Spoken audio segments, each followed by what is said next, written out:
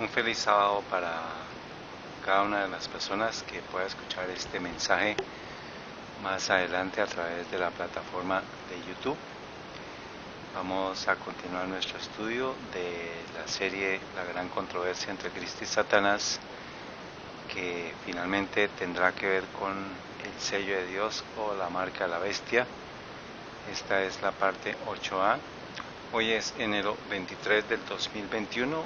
Hoy no estamos ante ninguna audiencia en vivo, pero pues debido a que tenemos que continuar la tarea, estamos grabando esta presentación en algún lugar de los llanos de Colombia, para la honra y la gloria de Dios.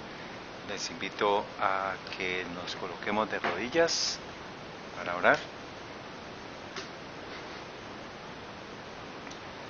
Padre Santo y Eterno, bendito Señor Dios, Creador del cielo y de la tierra, Jehová es tu santo nombre, alabado seas, bendito seas. Gracias por la oportunidad que nos das de estar con vida hasta este día. Gracias por la oportunidad que nos has aparejado un lugar donde poder dormir. Nos has dado la oportunidad de tomar un alimento físico en horas de la mañana. Y en esta hora suplicamos tu dirección y tu compañía para este estudio que vamos a tener conforme a tu voluntad, para que sea grabado, para que sea visto por las personas que nos están siguiendo y para las personas que en un futuro puedan ser llevadas por el Espíritu Santo a estudiar estos temas. Que tú permitas, Padre Celestial, que sea tu nombre exaltado, glorificado. Te suplicamos que nos dirijas, que sea tu Santo Espíritu conforme a tu voluntad con cada uno de nosotros. Que tú estés en este momento dirigiendo mis palabras, que todo sea para la honra y gloria de tu nombre. Te suplico, Padre Celestial, que perdone nuestros pecados.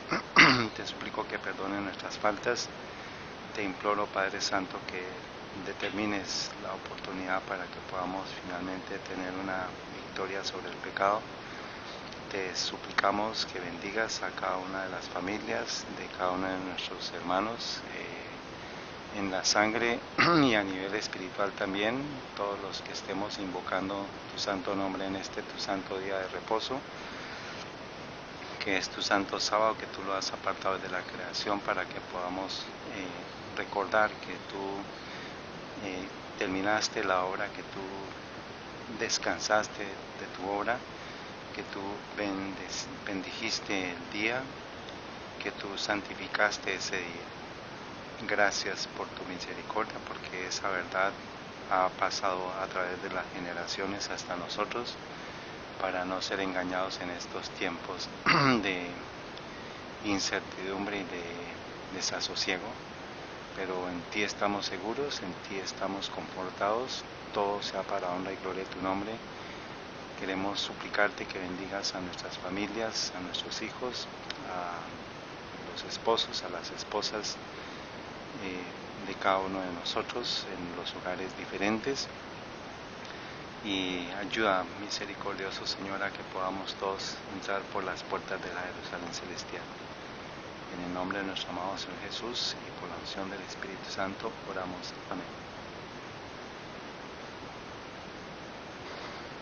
Bueno, hermanos, vamos a continuar el estudio y pues seguimos reiterando la invitación de qué libro vamos a recomendar desde ahora y para siempre, y hasta que nuestro Señor venga y hasta que el Señor nos permita, pues es hacer eco a las palabras del Banco Agrario, que colocó al libro del conflicto de los siglos en una lista de 36 libros como el primer libro para ser leído en esta pandemia, pero es importante que lo tengamos, que lo recordemos.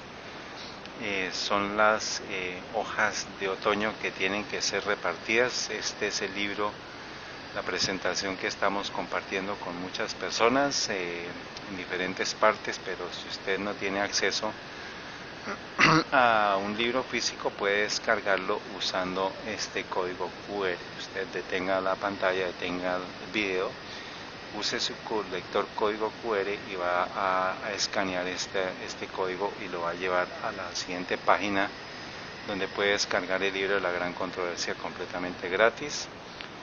Si usted requiere libros físicos, por favor escríbanos a pijesol@hotmail.com. Y pues en medio de esta pandemia usemos este libro para protegernos de la ignorancia, para que no seamos llevados por doctrinas de demonios ni de hombres que nos aparten de la verdad bíblica y de la profecía bíblica verdadera, y usemos este libro para salir de la ignorancia. Este es un pan un pan fresco de la panadería celestial, un pan integral y no de la mesa de Jezabel, y por eso queremos compartirlo para que ustedes sigan estudiándolo, las partes que ustedes corresponden que sea necesario. Estamos estudiando el quiasma profético, nos estamos ubicando en la gran controversia ya, el libro Apocalipsis, capítulo 12 al 14, que nos describe la gran controversia final, el gran conflicto final que va a tener que darse en la humanidad, en el cual se van a dar las dos opciones: o se acepta el sello de Dios o se acepta la marca de la bestia. Ya para eso hemos estudiado previamente las 7 iglesias, los 7 sellos, las 7 trompetas y los 7 truenos, y vamos a continuar nuestro estudio de Apocalipsis 12 al 14. Estamos teniendo 5 textos guías para este estudio: Isaías 8:20, a la ley y al testimonio; Isaías 8:16, ata el testimonio, sella la ley entre mis discípulos. Aquí pues previamente en Isaías 8:20, si la gente no habla conforme a la ley, conforme al testimonio, no les ha amanecido, luego están en tinieblas espirituales. Si un líder espiritual suyo le habla de que la ley de Dios no es válida, que el testimonio de su vida no tiene nada, sino que solamente por gracia, pues estamos cometiendo un error, porque pues se tiene que considerar la ley y el testimonio. Una vida decorosa ante los ojos de Dios, apropiada ante los ojos de Dios, es lo que lo va a ayudar a usted a recibir el sello de Dios. Isaías 8:16, ata el testimonio, sella la ley entre mis discípulos. Más adelante vamos a estudiar sobre este texto, pero nos estamos concentrando en 2 textos, en Apocalipsis 12:17 y Apocalipsis 14:12. Entonces el dragón se enfureció contra la mujer y se fue a hacer guerra contra el remanente de la simiente de ella, los cuales guardan los mandamientos de Dios y tienen el testimonio de Jesucristo. Y Apocalipsis 14:12 nos habla de la característica principal, dice, del pueblo de Dios: aquí está la paciencia de los santos, los que guardan los mandamientos de Dios y tienen la fe de Jesús. O sea que Satanás se va a llenar de ira contra los que guardan los mandamientos de Dios y tienen la fe de Jesús, o tienen los mandamientos de Dios y tienen el testimonio de Jesucristo. Y y Salmos 85:10, la misericordia y la verdad se encontraron, la justicia y la paz se besaron. Ya estuvimos estudiando ese texto. Seguimos recordando lo que nos dice la palabra de Dios misma con relación a aquellos que estudien la profecía, que quieran investigar sobre lo que dice Apocalipsis. Dice: bienaventurados, Apocalipsis 1:3, bienaventurado el que lee y los que oyen las palabras de esta profecía y guardan las cosas en ellas escritas, porque el tiempo está cerca. Entonces es importante recordar la importancia de leer, de oír y de guardar las cosas que encontremos en la palabra de Dios. Dice el Espíritu de profecía: el Señor bendecirá a todos los que humildemente y con mansedumbre traten de comprender lo que se revela en el Apocalipsis. No es que entiendan, sino que traten de comprender. Este libro contiene tanto que es grande por su inmortalidad y pleno de gloria, porque todos los que lo lean y escudriñen con fervor recibirán la bendición prometida a aquellos que oyen las palabras de esta profecía y guardan las cosas en ella escritas. ¿Qué tan cerca está el cielo de nosotros?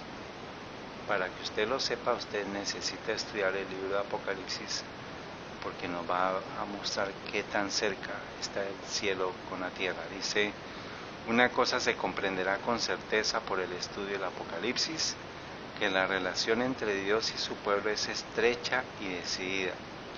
Se ve una maravillosa conexión entre el universo, el cielo y este mundo. Lo que le fue revelado a Daniel fue complementado más tarde por la revelación que se le hizo a Juan en la isla de Patmos. Estos dos libros deben ser cuidadosamente estudiados. Y para ese propósito, pues tenemos que unirlo con lo que dice la misma profeta, hay que unirlo con el Cordero de Dios. Los predicadores deben presentar la palabra segura profética como fundamento de la fe de los adventistas del séptimo día.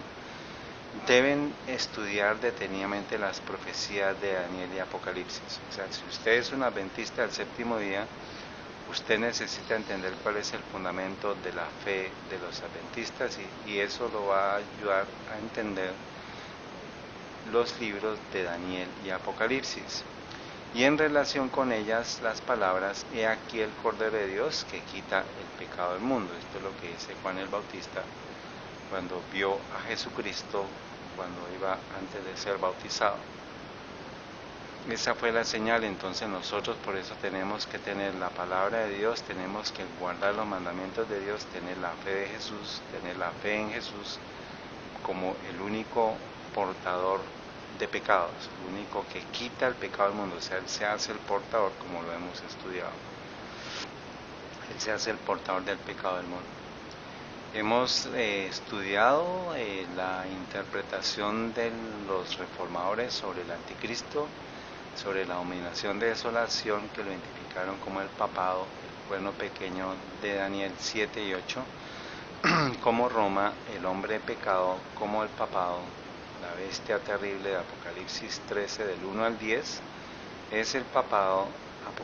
La gran ramera de Apocalipsis 17 es el papado. La Babilonia la Grande de Apocalipsis 17 también es el papado.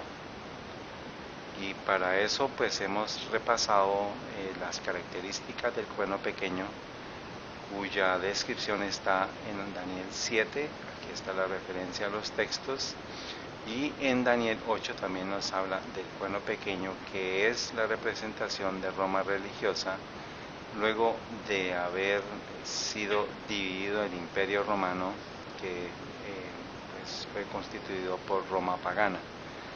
Entonces esta es la secuencia profética de Daniel que nos ayuda a poder entrar en el Apocalipsis de manera segura para poder identificar la bestia de Apocalipsis 13 del 1 al 10, que es la bestia terrible, pero que también es el cuerno pequeño. Entonces la bestia terrible de Apocalipsis 13 del 1 al 10, que es la primera bestia, es el hombre de pecado, o es el cuerno pequeño de Daniel 7 y 8. Y por eso ya estuvimos estudiando la semana antepasada, vimos las 6 características primeras.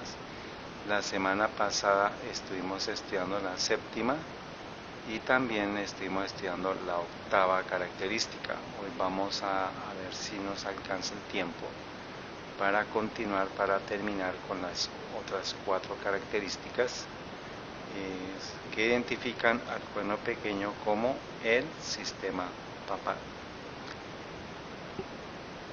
Entonces Apocalipsis 12:17 nos habla también de lo que va a ser la confrontación vimos la semana pasada sobre lo que significa la fe en Jesús, y ese es el plan de Cristo, que quiere que nosotros lo reconozcamos a Él como el único y verdadero portador de pecados. Vamos a volver a leer lo que es la fe de Jesús. Se habla de ella, pero no ha sido entendida, ¿Qué cosa constituye la fe de Jesús? Que está en Apocalipsis 14 del 9 al versículo 13, pero es el texto que nos habla de la característica de aquellos que guardan los mandamientos de Dios y tienen la fe de Jesús o en Jesús. ¿Qué significa esa fe? Pues Jesús convertido en el ser que lleva nuestros pecados para llegar a ser el Salvador que perdona el pecado. Primero usted lo acepta a Él como Salvador y después Él ya se convierte en el portador de pecados. Él fue tratado como nosotros como nosotros merecemos ser tratados. Esto todo lo encontramos en Isaías 53, cuando Cristo se hace portador de pecados. ¿Y cómo fue tratado Él? Vaya por favor, lea Isaías 53. Vino a nuestro mundo y llevó nuestros pecados, o sea, se hizo portador de pecados, es el Cordero de Dios, el único que puede perdonar pecados y el único que puede portar los pecados del mundo, para que nosotros pudiéramos llevar su justicia, o sea, le entregamos los pecados y Él nos concede su justicia, sus mantos de justicia. Y la fe en la capacidad de Cristo para salvarnos en forma amplia, completa y total es la fe de Jesús, y pues sabemos que es de nuestros pecados, y por eso pues recordamos esta frase para dejarla ahí porque la vamos a seguir usando. ¿Qué es la fe de Jesús? Para que usted lo sepa, es la fe en la capacidad de Cristo para salvarnos en forma amplia, completa y total. Eso es la fe expresada de manera sencilla, de manera fácil para comprender. Muy bien. También estuvimos estudiando la semana pasada sobre la fe que es requerida en este tiempo. El justo por la fe vivirá, nos lo recuerda Habacuc 2:4, que es lo mismo que nos dice Romanos sobre la fe. El justo por la fe vivirá. Y esto es la fe en Cristo, o la fe de Jesús. Esta es la fe a la cual se refiere Habacuc.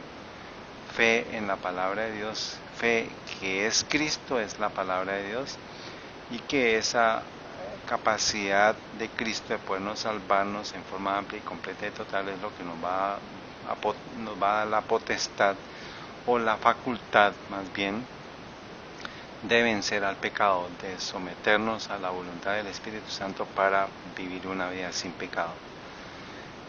Recordamos a A.T. Jones en el libro de Lecciones de Fe, dice: la enseñanza de la fe es la enseñanza de la palabra de Dios. Enseñar a las personas a ejercer la fe es enseñarles a esperar que la palabra de Dios haga lo que dice y a depender de ella para el cumplimiento de lo dicho por la palabra.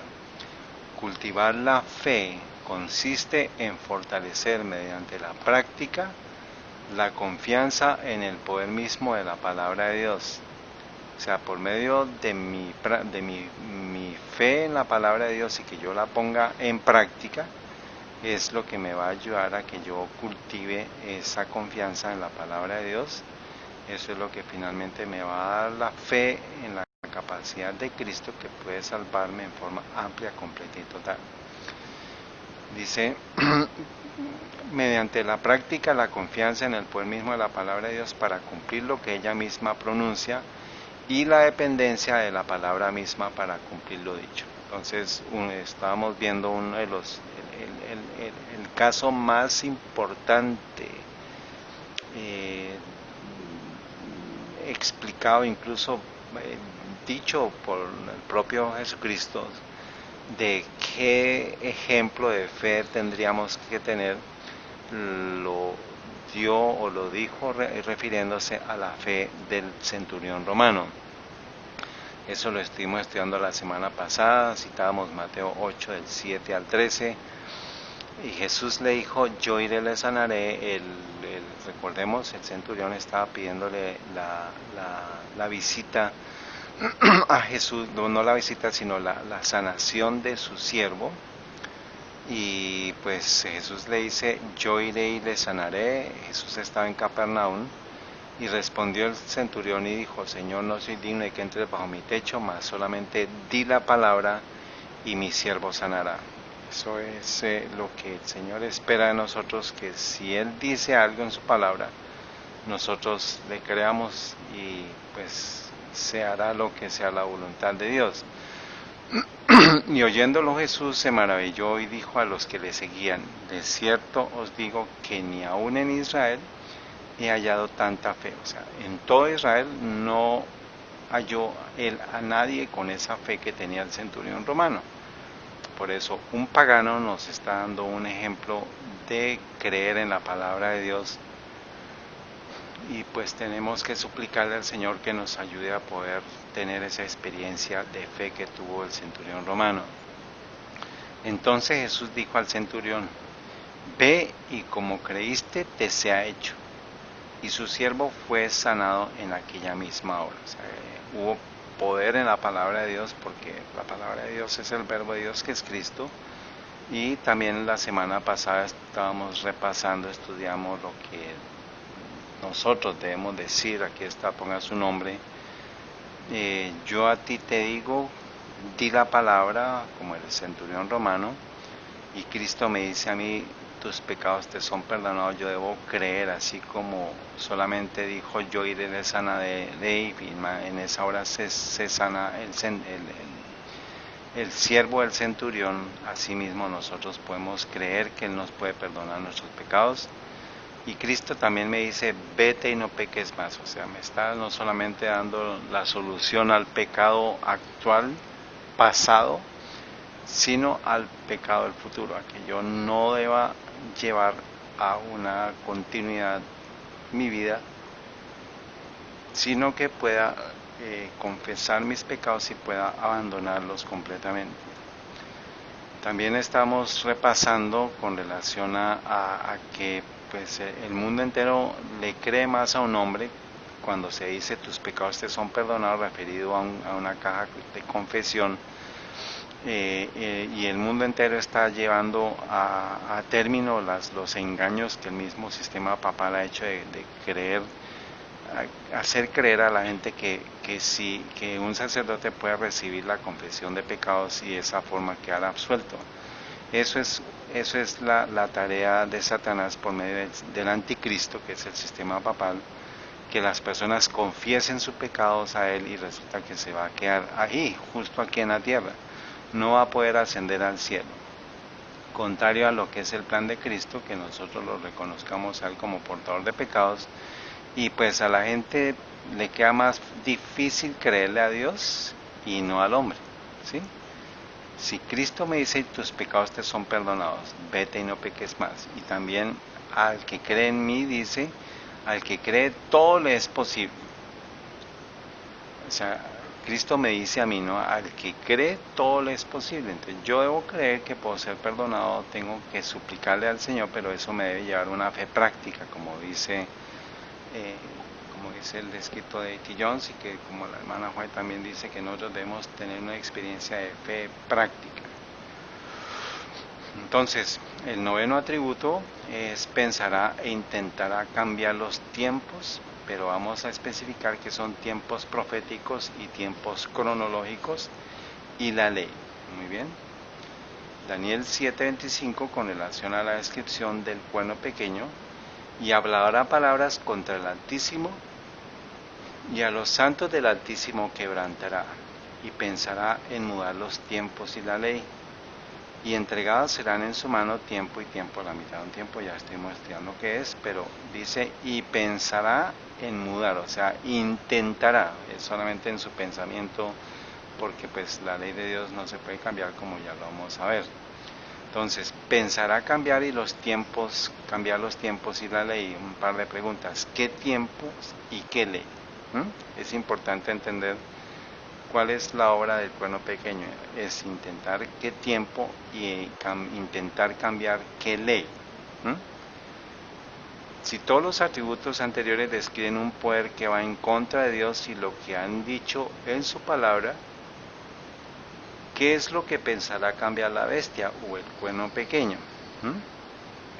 los tiempos proféticos y cronológicos dados por ¿quién?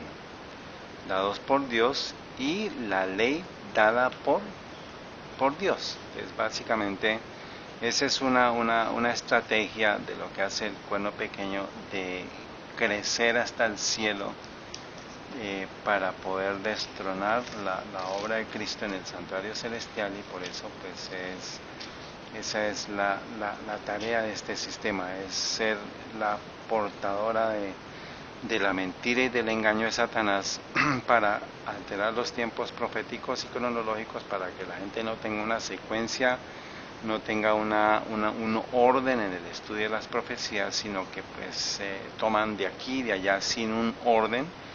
Y por eso pues el mundo evangélico está tan confundido, pues que desafortunadamente no aceptan la profecía, no aceptan los tiempos cronológicos, y mucho menos van a aceptar la ley de Dios. Pero pues al contrario, pues aceptan tiempos proféticos falsos, aceptan tiempos cronológicos falsos, y aceptan una ley falsa que no ha sido dada por Dios. Dice Génesis 1 hasta el 23, cuando se da la creación de la tierra.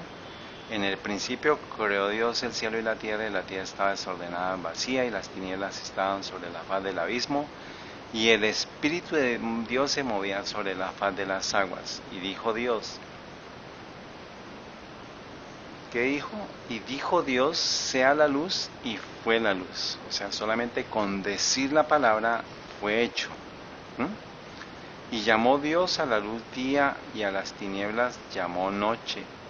Y fue la tarde y la mañana el primer día. O sea, Dios dice y se cumple. Ese es el poder de la palabra de Dios. Y llamó Dios al firmamento cielos, y fue la tarde y la mañana el segundo día. Versículo 12, y produjo la tierra hierba verde, hierba que da semilla según su naturaleza, y árbol que da su fruto, cuya semilla está en él según su género. Y vio Dios que era bueno, y fue la tarde y la mañana el tercer día. Y dijo Dios, haya lumbreras en el firmamento de los cielos para separar el día de la noche, y sean por señales para las estaciones, para días y años. Y fue la tarde y la mañana el cuarto día. Dijo Dios, produzcan las aguas criaturas que se mueven y tienen vida, y aves que vuelen sobre la tierra en el firmamento abierto de los cielos. Y fue la tarde y la mañana el quinto día. Y una pregunta que tenemos que hacer: ¿cuántos millones de años hay en una tarde y cuántos millones hay en una mañana? Porque la teoría de la evolución nos dice que han sido millones de años, versus lo que dice la Biblia, basado en su palabra. Nos habla la Biblia no de millones de años, sino de días literales. Entonces, ¿el Creador necesitó de millones de años para crear todo lo que existe? ¿Recordamos quién es nuestro Creador? Ese es Cristo, y Cristo, todas las obras que hizo, todos los milagros que hizo son obras de creación finalmente, porque no existe para que haya, por ejemplo, un hombre ciego, para que haya conexión entre el cerebro y los ojos, tiene que necesitarse todo el sistema de intrincaciones, de nervios, de neuronas, de conexiones terminales, todo se tiene que dar para poder ver. Y eso son obras de creación. Tanto tardó Jesús en hacer milagros, en hacer las obras de creación.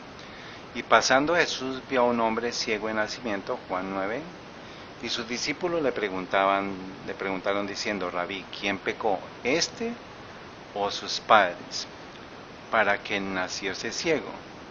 Y respondió Jesús: no es que haya pecado este ni sus padres, sino para que las obras de Dios se manifiesten en él. Entonces no es solamente un tema de pecado, que puede una persona que esté enferma, que es por el pecado suyo, por el pecado de los papás, no, sino tenemos que buscar la forma en que sea la experiencia personal de creer en la palabra de Dios, de ser sanado por la palabra de Dios, de vivir la palabra de Dios, para que finalmente nuestro Señor nos pueda decir, dice, no es que haya pecado ni sus padres, sino para que la obra de Dios se manifieste en él.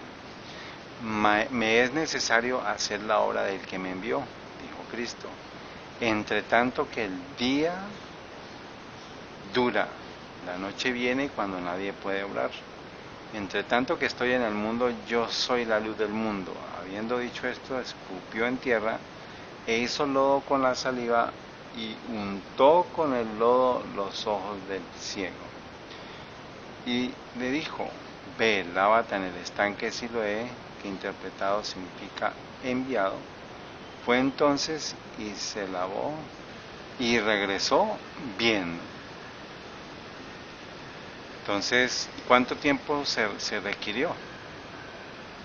¿Cuántos millones de años necesitó el verbo para crear la conexión entre el nervio óptico y el cerebro para que pudiera ver? Algunos dirán tenía que pasar al menos algún tiempo mientras llegaba al estanque.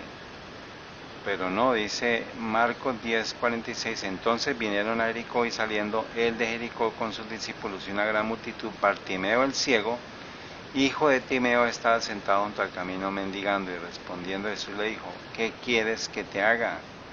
Y el ciego le dijo, Señor, que reciba la vista. Y Jesús le dijo, vete, tu fe te ha salvado. Y al instante recibió su vista y seguía a Jesús en el camino.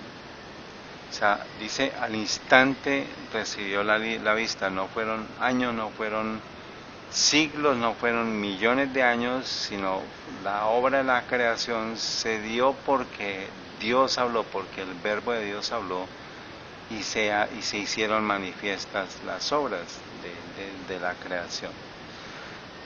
Creemos ahora que podemos, ahora porque hemos visto que Él puede crear de la nada instantáneamente, pero pues dice la palabra de Dios, bienaventurados los que creen sin haber visto, ¿no? Entonces, ¿qué hizo el cuerno pequeño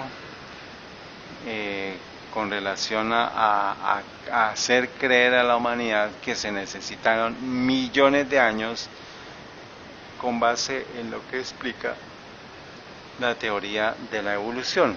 Entonces, este es una del Washington Post. El Papa Francisco dice que la evolución es real y Dios no es un mago. O sea, aquí hay que tomar la decisión si aceptamos a Dios como creador o si aceptamos a Dios como un mago. El creador dice y hace las cosas, con la palabra se hacen las cosas. El mago pues es el que hace aparecer de la nada las cosas, pero pues el Papa Francisco está siendo irrespetuoso, está desafiando a Dios, diciendo que la evolución es real y que Dios no es un mago. Entonces aquí hay este video cuando dijo estas palabras, dijo, esto fue más o menos para octubre 28 del 2014, dice aquí, la evolución, el Big Bang, no contradicen creer en Dios. Entonces vamos a mirar si eso es cierto. Pues usted cree en un Dios creador que puede dar la palabra de Dios y crearse las cosas, o usted cree en la evolución porque se necesitan millones de años. Dice el Papa, cuando leemos sobre la creación en el Génesis, corremos el riesgo de imaginar a Dios como un mago, que con una varita mágica ha creado todo, pero no es así. O sea, se da como la duda, se siembra la duda de que Dios no puede decir y hacer, es lo contrario a lo que sí efectivamente tenemos que creer nosotros con relación al texto de la Manna White de E.T. Jones sobre la fe cultivada en la capacidad de Cristo para salvarnos de forma amplia y completa, y que debemos creer a pie juntillas que porque se pronuncia la palabra de Dios se dan las cosas. Por eso él está citando el anticristo, está citando al Génesis en la obra de la creación. Dice, corremos el riesgo de imaginar a Dios como un mago, Él no es un mago, sino es un Dios que pronuncia y sus palabras hacen. Que con una varita mágica ha creado todo, pero no es así. Dice, esto es lo que dice el cuerno pequeño, es lo que dice el anticristo, pero no le crea. Esto usted puede encontrar este video, se llama El Papa Francisco acepta la teoría del Big Bang. Y pues no es que él la acepte, sino pues lo mismo jesuitas la crearon, ahora pues ellos tienen que seguir con la mentira. Vamos a mirar. Dice el Big Bang, que es hoy considerado el ser, el origen del mundo, o sea, ellos creen la evolución, creen que venimos por allá, hay un polvo cósmico que explotó y que pues no contradice, ¿no? Dice, no contradice la intervención creadora de Dios, por el contrario la requiere. O sea, este es un poder blasfemo que dice, no, Dios no pudo crear las cosas de la nada, no pudo decir como él mismo lo está diciendo, como un mago, sino que está diciendo doble ofensa a Dios, porque está diciendo, no, es que Dios necesita de la evolución o requiere de la evolución para poderse sustentar. Entonces, este es el cuerno pequeño que está alterando la ley de Dios, que está alterando la norma de la Biblia, que está blasfemando con su palabra, diciendo que Dios no es un Dios, sino, o sea, que necesita de ellos, del sistema papal, para poder explicar todo lo que es concerniente a la obra de la creación, a la intervención creadora. Entonces miremos quiénes desarrollaron la teoría del Big Bang. O sea, si alguien se habría hecho esa pregunta, pues aquí va a encontrar la respuesta. ¿Sabías que un sacerdote católico fue quien propuso la teoría del Big Bang? Pues yo lo descubrí en octubre 14 del 2000, pero en octubre 27 del 2014, cuando busqué esta información. ¿Sabías que un sacerdote católico fue quien propuso la teoría del Big Bang? Para muchos el padre de la teoría del Big Bang, la gran explosión, es el físico ruso nacionalizado estadounidense George Gamow. Sin embargo, pocos saben que años antes de esta teoría, que busca explicar el origen del universo, ya había sido propuesta por el sacerdote jesuita Georges Lemaitre. Este es Georges Lemaitre.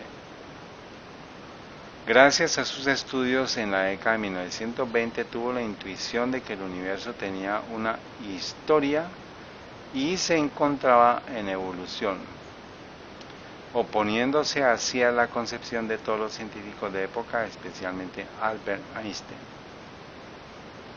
Así, en 1930 propuso un modelo del universo bajo el nombre de universo Lemaitre-Einstein, o hipótesis del átomo primitivo, el cual más tarde fue conocido como el Big Bang. Su reflexión se apoyó en los datos brindados por la observación de los espectros de ciertas galaxias recientemente descubiertas. En otra página dice, el nombre es George Henry Joseph Edward Lemaitre.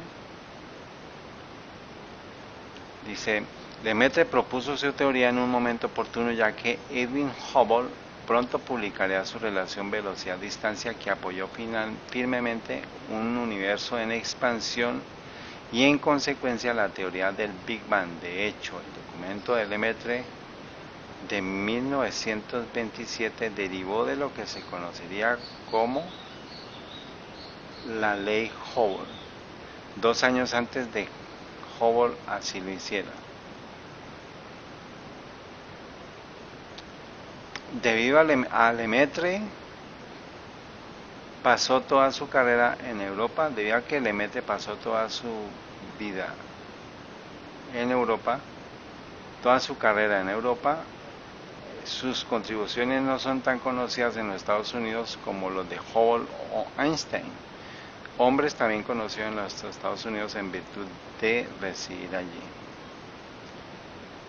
Entonces, pues aquí nos dice Génesis 1:24 al 31 dice, y dijo Dios, he aquí que os he dado toda planta que da semilla, que está sobre la faz de la tierra. Esto es ya la instrucción que se le da a Dios con relación, por ejemplo, al tema de la dieta que es necesaria, a la alimentación que es necesaria antes del diluvio. Y eso era lo que tenían ellos que creer. Génesis 2:2, y acabó Dios el séptimo día de su obra que había hecho, y reposó el séptimo día de toda su obra que había hecho, y bendijo Dios al séptimo día y lo santificó. O sea, aquí no está hablando de millones de años, sino de días literales, tal cual como los conocemos ahorita. ¿Qué dejó entonces Dios para medir el tiempo? Génesis 1:14, y dijo Dios, haya lumbreras en el firmamento de los cielos para separar el día de la noche, y sean por señales, y para las estaciones, y para días y años. ¿Cómo ordenó Dios los días? Dice en el relato de Génesis 1, dice, y fue la tarde y la mañana el primer día, y fue la tarde y la mañana el segundo día, y así sucesivamente. Luego el día va de atardecer a atardecer, o sea que hoy es sábado, el sábado comenzó en el atardecer del viernes y termina en el atardecer del sábado, que es hoy. ¿Cómo desordenó el hombre el tiempo que había sido ordenado por Dios para que fueran señales, estaciones? ¿Cómo ordenó Dios los firmamentos para que nos pudiera decir las ubicaciones, los tiempos, todo? Pero ¿cómo desordenó el hombre el tiempo? Pues de mañana a noche, o sea, ya no era de tarde, ayer era viernes en la noche, pero ya corresponde a sábado, va de atardecer a atardecer y no de mañana a noche como nos lo puso la Iglesia Católica. Lo vamos a ver porque eso es lo que ha hecho. Intentar los tiempos, y la ley dice de amanecer a amanecer y con duración de 24 horas, o sea, de las 00 a las 24. ¿Cómo ordenó Dios la semana? Pues no dio nombres, sino solamente el día 1, el día 2, día 3, día 4, día 5, día 6 y día 7, pero el día 7 lo llamó descanso. ¿Cómo desordenó el hombre la semana? Pues le puso nombres de dioses paganos e invirtió el orden. ¿Cómo ordenó Dios los meses o años? Sin nombre, solamente les puso el día mes, el día 1, el día 2, el día 3, el día 4, el día 5 hasta el séptimo, hasta el 12, pero no le puso nombres. Ahora, ¿cómo desordenó el hombre el año? Con nombres paganos, y cambió el ciclo lunar por el solar. Es lo que vamos a estudiar.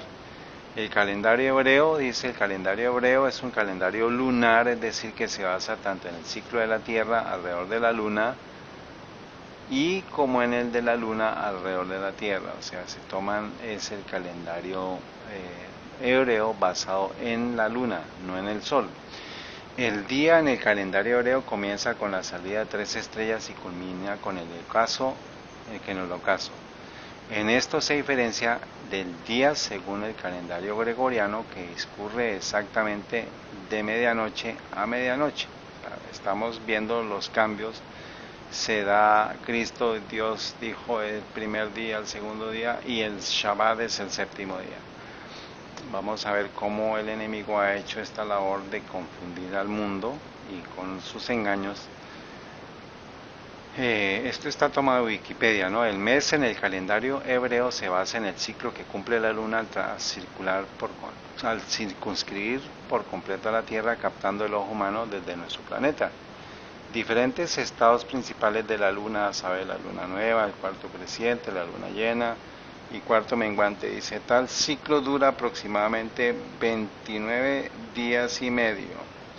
Resulta asombroso comprobar que ya los antiguos sabios hebreos supieron calcular la duración exacta de tal ciclo, estimando de acuerdo con sus conocimientos astronómicos que el periplo del satélite en torno al planeta del planeta Tierra tenía una duración de 29 días, 12 horas y 793 sobre 1080 fracciones de hora.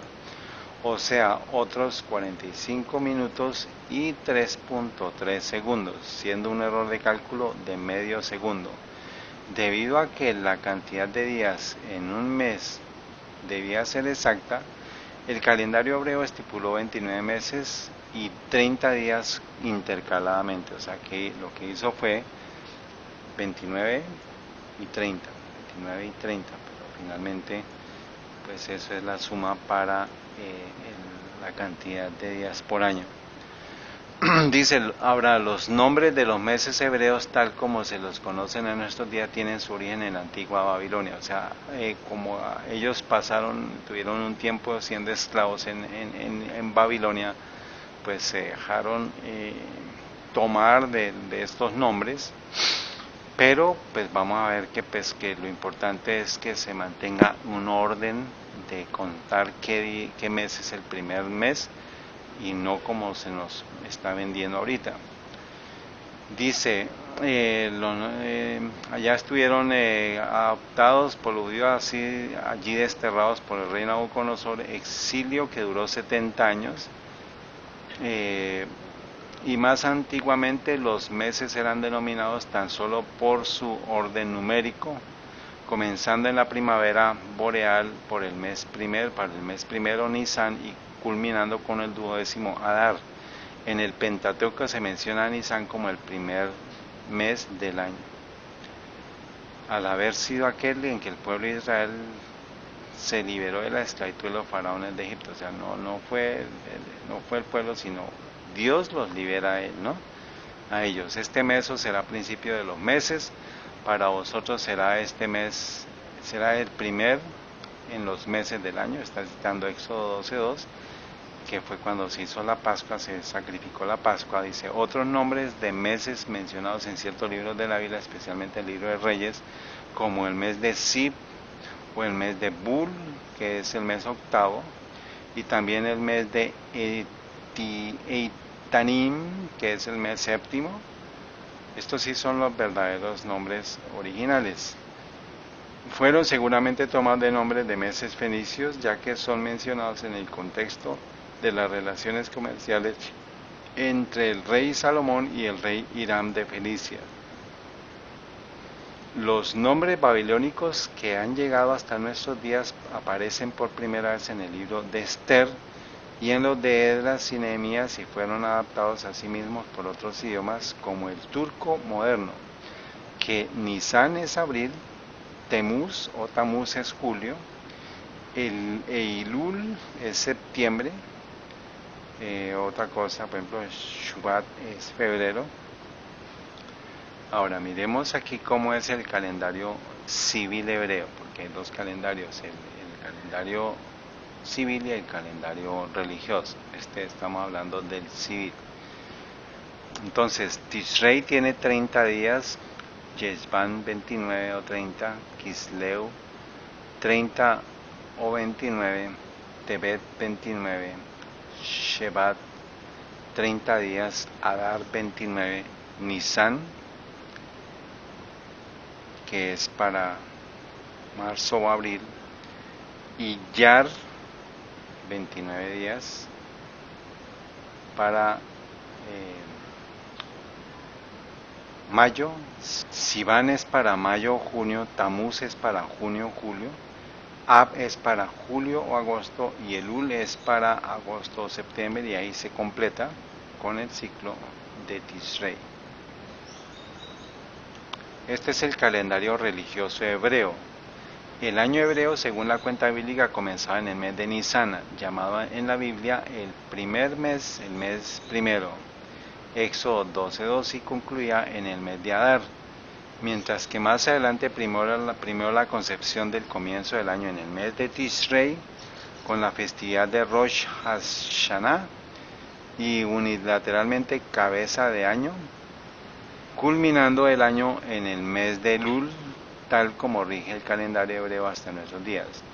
Un año hebreo incluye un ciclo completo de las 4 estaciones y a su vez debe contar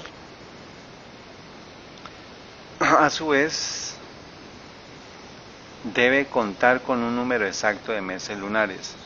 De esta manera el año hebreo puede tener tanto 12 meses, un año simple, como 13, o sea, en un año bisiesto, o en hebreo un año preñado, dice. Hoy en día es sabido que las estaciones del año se deben a la traslación de la Tierra en torno al Sol. Ciclo denominado en astronomía como año trópico, o sea, son 365 días, 5 horas, 48 minutos y 44 segundos. Al ser que el año trópico es sosteniblemente más largo que el año lunar de 12 meses, o sea, 354 días y 8 horas y 45 minutos, seguiría corriendo la Pascua judía indefectiblemente hacia el invierno, contrariamente al precepto bíblico. Si el año hebreo durase 12 meses de manera constante, para evitarlo se agrega un 13º mes a fin de año, que es el calendario hebreo religioso, cada vez que la diferencia acumulativa entre el año solar y el lunar, de unos 11 días por año, alcanza a formar un mes entero. La semana en el calendario hebreo. Los días de la semana hebrea se basan en los 6 días de la creación, según el primer capítulo del libro de Génesis. Esto es Wikipedia sobre el calendario hebreo, siendo su nombre el mismo que les adjudica la Biblia, que son simplemente los nombres de los números ordinales en hebreo del primero al sexto, denominación que se conserva en el idioma portugués salvo el domingo, pero que se han perdido en la mayoría de las lenguas occidentales, que adaptaron nombres de deidades paganas para los días de la semana. En el séptimo día en el que Dios descansó de su labor, el Shabbat del hebreo Abad, descanso, Shabbat, que es descanso, nombre que fue adoptado por una buena parte de las lenguas: castellano, sábado; francés, samedi; italiano, sabato; portugués, sábado; catalán, dissabte; alemán, samstag; polaco, sabota; griego, sábato; árabe, Shabbat; Indonesia, Sabtu; rumano, Sambata. Así pues, y basándose en el relato bíblico, comienza la semana hebrea el día domingo, que es el día primero, y no el lunes como en la sociedad occidental, y culmina el sábado, el día consagrado de descanso. Actualmente, en algunos países como en el Reino Unido, pero en el Reino Unido y también en los calendarios cristianos se suele tener el domingo como el primer día de la semana, siguiendo esta tradición hebrea, aún dando importancia a este primer día, en especial en los calendarios litúrgicos, al conmemorar la resurrección de Jesús de Nazaret. Entonces, ya desde tiempo atrás hasta nuestros días, la Iglesia Católica habla de que se conmemora el nacimiento la muerte de Cristo el domingo, y por eso es que estamos guardando el domingo. Entonces, esto vamos a mirar primero cómo hace Roma pagana este cambio de la ley, pues porque Roma pagana fue la que le antecedió a Roma religiosa. O sea, de Roma pagana sale la Roma religiosa, que es la mezcla del hierro y el barro. Vamos a mirar lo que dice, en qué momento se hizo el cambio, de sábado a domingo. Entonces, dice el calendario juliano. El calendario juliano sirvió para corregir los errores del calendario romano primitivo y proporcionar a todo el imperio las ventajas de un calendario uniforme. Julio César estableció este nuevo calendario, que entró en vigor el 1 de enero del año 45 antes de Jesucristo, un año antes de morir asesinado. Este fue el calendario juliano, que lleva el nombre de su innovador, para cuya redacción contó César con la colaboración técnica de Sosígenes, astrónomo de Alejandría. Originalmente en muchas culturas antiguas se utilizaba el calendario lunar para contar el tiempo. Las evidencias históricas más antiguas indican que el primer calendario solar fue creado en el antiguo Egipto.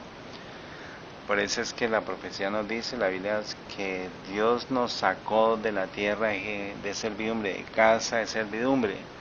A principios del tercer milenio surgió la necesidad de predecir con exactitud el momento del inicio de la creación de la crecida del río Nilo, que tiene una periodicidad anual, acontecimiento fundamental en una sociedad que vivía de la agricultura. Finalmente se acordó usar un calendario común de 304 días distribuidos en 10 meses, que son 6 meses de 30 días y 4 de 41 días, pero este tenía desfases de tiempos y los pontífices paganos lo reajustaban anualmente en el último mes. Los reajustes que se hacían con criterios políticos pero no astronómicos, como determinar el día de pagar a la servidumbre, y se hacía mal uso del reajuste para prorrogar cargo de un funcionario y adelantar o retrasar votaciones. Entonces este es el calendario juliano dado por Julio César en el año 45 antes de Cristo, un año antes de que muriera él. Entonces, Martium es viene de Marte, que es el dios de la guerra. April o abril, mes de oportunidad de las flores. Mayum, mes de Maya, o sea, la diosa de la abundancia. Junium, mes de junio, diosa del hogar y de la familia. Quintil, mes quinto. Sextil, mes sexto. September es mes séptimo. October, mes octavo. November, mes noveno. December, mes décimo. Januarium, mes de Jano, o sea, el dios de los portales. Febrerium, mes de la hoguera purificatoria o de las febras. Ahora la distribución de los meses y días en la actualidad. Januarium, 31 días. Februarium, 28. Martium, 31. Abril, 30. Mayum, 31. Junium, 30. Julium, 31. Augustum, 31. September, October, November, December. Dice, en el año 44 a.C., por iniciativa de Marco Antonio, para halagar la vanidad de Julio César, al mes quintil, el cual duraba antes 30 días, fue nombrado Julium. O sea que aquí es porque se lo hicieron en reverencia, exhortando o vanagloriando al emperador Julio César.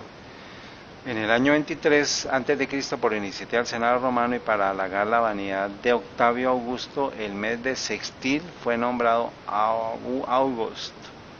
Entonces, Julio viene de Julio César y agosto viene de Octavio Augusto, donde se desprende la forma castellana agosto, y se agregó a este un día 31, el cual fue sustraído de febrero, el cual duraba entonces 29 días y desde entonces se quedó con solo 28 días. Cuando a Tiberio se le planteó la idea de continuar la práctica, donde a su vez su nombre o septiembre, este desestimó la idea de darle seguimiento a esta práctica al externar sus dudas sobre qué ocurriría cuando ya se hubiese resignado nuevos nombres a todos los meses. En el año 321 el emperador Constantino el Grande implantó la semana de 7 días copiada del calendario lunar de los mesopotámicos, los cuales establecieron la semana de 7 días en base a los planetas, incluido el Sol y la Luna, que se podían observar desde la Tierra: domingo, lunes, martes, miércoles, jueves, viernes y sábado. Esta división de la semana en 7 días es la que con el tiempo se masificaría en las distintas culturas. O sea que Constantino toma el calendario juliano, y lo adapta pues para recortar lo de más adelante vamos a ver lo del domingo. Además decretó que el domingo, el Dei Solis, fuese día de descanso para adorar a Dios en detrimento del sábado, tradicional no solo entre los judíos sino también entre los gentiles, porque pues eso ya se conocía, que el día de sábado era el día de guardar. Y Y es que si Jesucristo había muerto en el sexto día de la semana judía y había resucitado el domingo, el primer día de la semana judía, por otro lado se satisfaría a otra religión muy popular a la que perteneció el propio Constantino, que es el culto a Mitra, cuya representación era el sol. La semana de 7 días se hallaba también presente en el antiguo calendario egipcio. Entonces siempre ha habido un ciclo de 7 días, y eso se sabe desde Egipto, desde Babilonia antigua, se sabía pues cuáles eran los días que tenía que recordarse. Ahora entonces vamos a mirar la transferencia que se hace de Roma pagana a Roma religiosa con relación a la ley de Dios, con relación a los calendarios, al calendario. Entonces viene Gregorio, ya se hace un ajuste primero al calendario por parte del emperador Juliano. Ahora viene a darse el calendario por parte de Gregorio. El calendario gregoriano es un calendario originario de Europa, actualmente utilizado de manera oficial en casi todo el mundo. Así denominado por ser su promotor, el Papa Gregorio XIII vino a sustituir en 1582 el calendario juliano, utilizado desde que Julio César lo instaurara en el año 46 a.C. El Papa promulgó el uso de este calendario por medio de la bula Inter Gravísimas. En la mayoría de los países cristianos la semana empieza el lunes, pues el día domingo se acomodó como el séptimo día según la religión cristiana predominante, la católica.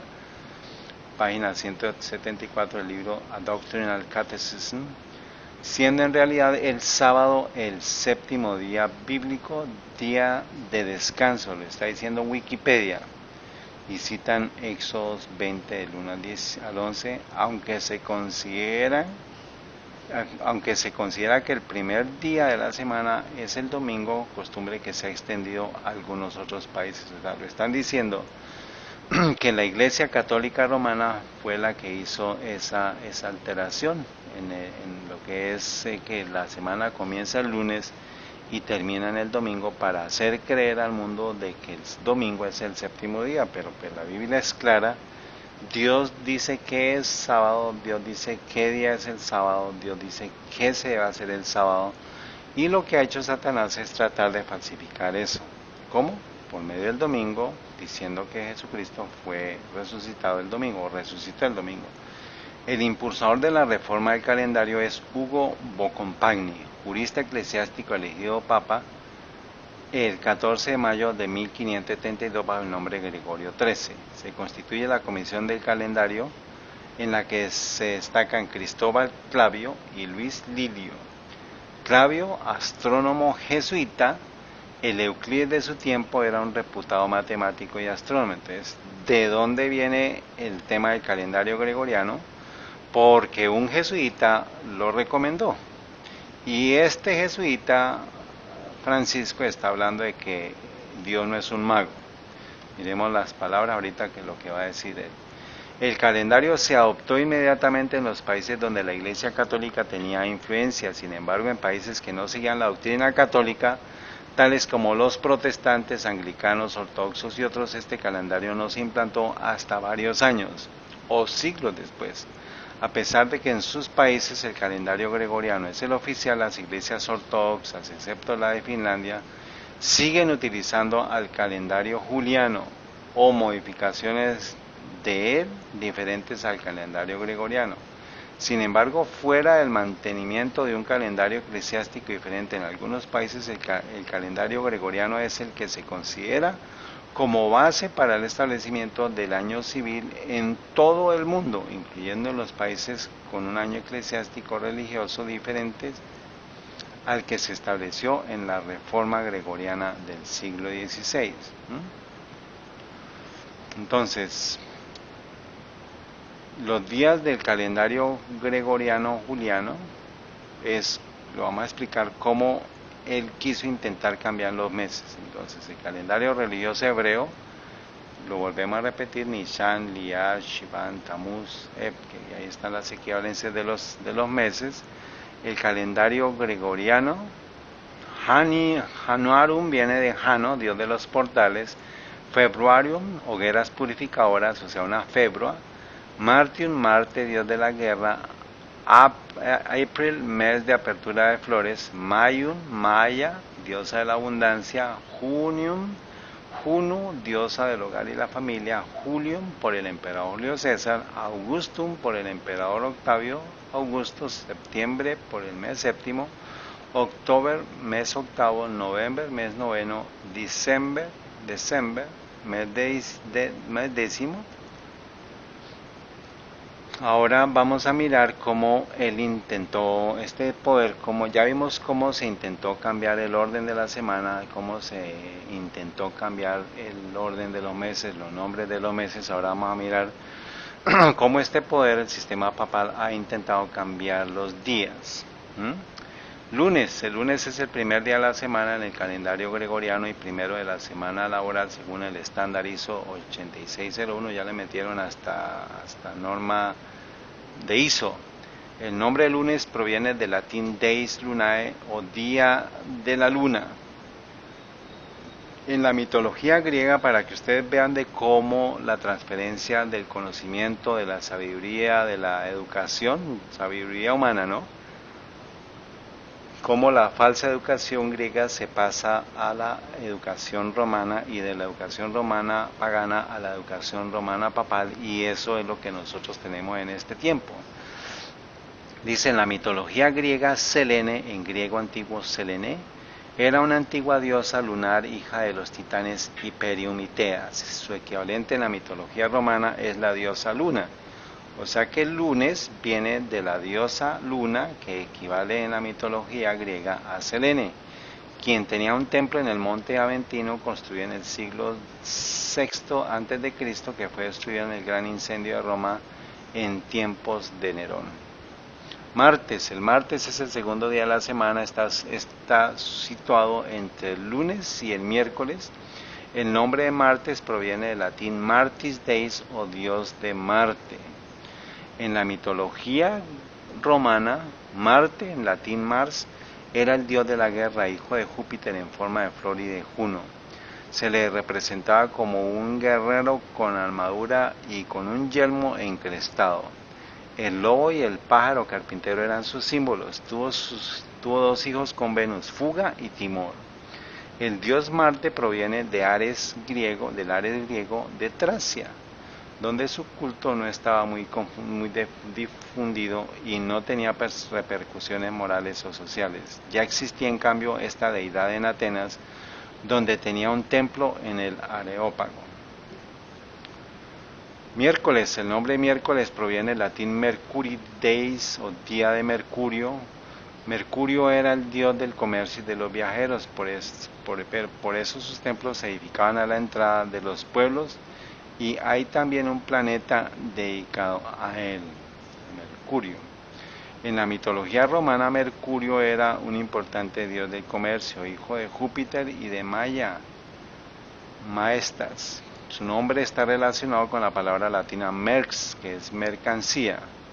En sus formas más primitivas parece haber estado relacionado con la deidad etrusca Turms, pero la mayoría de sus características y mitología fue tomada prestada del dios griego análogo Hermes. Entonces, todo hasta aquí hemos visto cómo los nombres vienen de Grecia, pero fueron transferidos a el nombre a deidades paganas romanas, y de ahí es que nosotros tenemos esos nombres. Jueves, el nombre jueves proviene del latín Jovis Deis o día de Júpiter. En la mitología romana, Júpiter ostentaba el mismo papel que Zeus en la mitología griega como principal deidad del panteón. Fue llamado Júpiter Optimus Maximus Soter, que es Júpiter el mejor, mayor y más sabio. Como dios patrón del Estado romano encargado de las leyes y el orden social, fue el dios jefe de la tríada capitolina que formaba junto a Juno y Minerva. Entonces aquí otra vez jueves viene de Grecia, pero se lo transfiere a Roma pagana, y Roma pagana a Roma papal. Viernes, el nombre de viernes proviene del latín Veneris Deis o día de Venus. La diosa de la belleza y el amor en la mitología romana. En la mitología nórdica esa diosa se llama Freyja. Venus era una importante diosa romana relacionada principalmente con el amor y la belleza y la fertilidad, que desempeñaba un papel crucial en muchas fiestas y mitos religiosos romanos. Desde el siglo III del siglo tercero antes de Cristo, la creciente helenización, o sea, la educación griega de las clases altas romanas, la identificó como equivalente de la diosa griega Afrodita. De esta forma, Venus fue la esposa de Vulcano. Virgilio, como halago a su patrón Augusto y al gens Julia, hizo a Venus, quien Julio César adoptó como su protectora, ancestro del pueblo romano a través de su legendario fundador Eneas y su hijo Lulus. Sábado, día de la semana dedicado desde la antigüedad a Saturno. Saturno en inglés, por ejemplo, Saturday en inglés, por ejemplo. O sea, día de Saturno es Saturday en inglés. En la mitología romana, Saturno, en latín Saturnus, era un importante dios de la agricultura y la cosecha. Fue identificado en la antigüedad como el dios griego Cronos. Aunque Saturno cambió enormemente con el tiempo debido a la influencia de la mitología griega, era también una de las pocas deidades claramente romanas que retuvieron elementos de su función original. O sea, sábado en el original, en la Biblia, es descanso, viene de Shabbat, pero eso lo vamos a ver ahorita. Entonces, todos los días, como vimos, todos los días de la semana han sido alterados, han sido cambiados, pero pues Dios en su misericordia nos ha dejado toda esta información para que nosotros podamos tomar decisiones y podamos saber que no podemos ser engañados fácilmente por Satanás. Pero por eso es que tenemos que estudiar esta información para poder tomar una decisión. Entonces, si no puedes con tu enemigo, mézclale lo falso con la verdad. Viene ahora el domingo. El nombre domingo proviene del latín Deus Dominicus, día del Señor, debido a la celebración cristiana de la resurrección de Jesús. En la antigua Roma se llamaba este día Dei Solis, o día del sol. Entonces, se fusiona el paganismo con el cristianismo. Dice aquí, en la antigua Roma se llamaba este día Dei Solis, o día del sol, pero se fusiona con el cristianismo supuestamente porque fue la resurrección de Jesús. Pero pues para eso vamos a dejar ahí para continuar en la tarde sobre la importancia de este estudio. Que el Señor les bendiga. Vamos a tomar un descanso y Dios mediante estaremos compartiendo el estudio en horas de la tarde. Que el Señor les bendiga. Vamos a terminar aquí. Vamos a hacer una pequeña oración de despedida y nos vamos a encontrar más adelante. Padre Santo y Eterno, bendito Señor Dios, Creador del cielo y de la tierra, Jehová es tu santo nombre, alabado seas. Permite que podamos entender estos temas para honra y gloria de tu nombre, que todo tú lo dirijas y que todo sea para glorificarte, exaltarte. Acompáñanos, dirígenos. Lo pedimos en el nombre de nuestro amado Señor Jesús y por la unción del Espíritu Santo sobre cada uno de nosotros oramos. Amén.